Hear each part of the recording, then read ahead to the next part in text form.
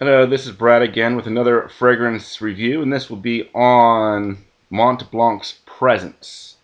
This fragrance came out in the year 2001 and is classified as an Oriental Spicy.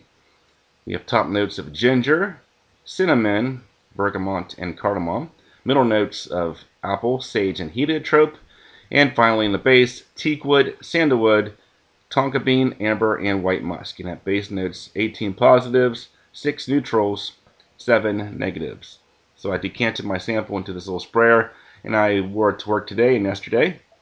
I have to say that when I wore it yesterday, I was quite impressed with it. The opening was picking up on that cinnamon and some other spices. Kind of a sweet, almost a smoky feel to it. Really nice, I thought. And then after a couple hours or so, I started to pick up on this white musk note. And that's when it kind of turned into almost like a barbershop fragrance, kind of like a Rive Gauche from Yves Saint Laurent or Old Spice, kind of along those lines. There is some apple in here, but the apple never really gets too potent. Basically, the apple just kind of adds some flavoring to the spice. So mostly spicy, musky fragrance. Of course, when I wore the fragrance today, and wearing it now, the musk note really seems to come out a little bit more earlier in the fragrance than I noticed the first time. So, yeah, pretty much kind of like Gucci Pour Homme 2 meets Rive Gauche to my nose. So if you like those kinds of fragrances, you'll probably enjoy this one.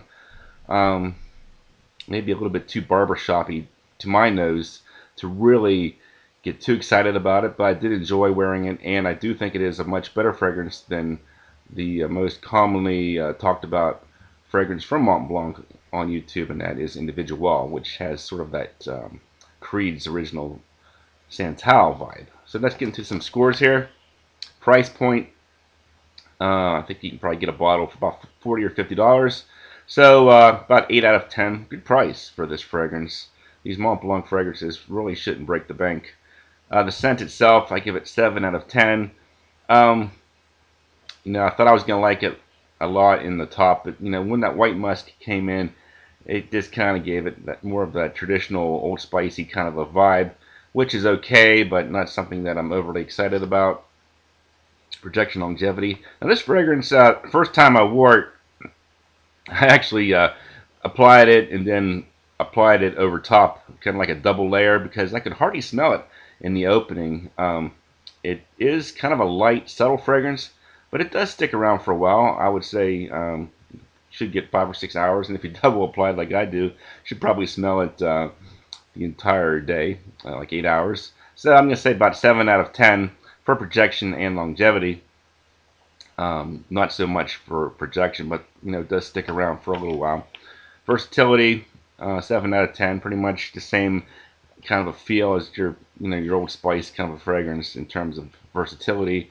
Uniqueness, 6 out of 10, because I think there are other fragrances that kind of give the same feeling as this one. More like a hybrid fragrance, like I said, goes a little bit towards Gucci Pour Homme 2, a little bit towards the Old Spice. Kind of meets those two in the middle. And as it stays on the skin more and more, it does become more towards the barbershop end, because the sweetness and the spiciness kind of get overpowered by the musk. So about 6 out of 10 uniqueness. So overall, I'm going to give this one a 7 out of 10. Worth checking out if you like cinnamon type smells, musky smells, barbershop type smells. Yeah, so 7 out of 10. Not bad.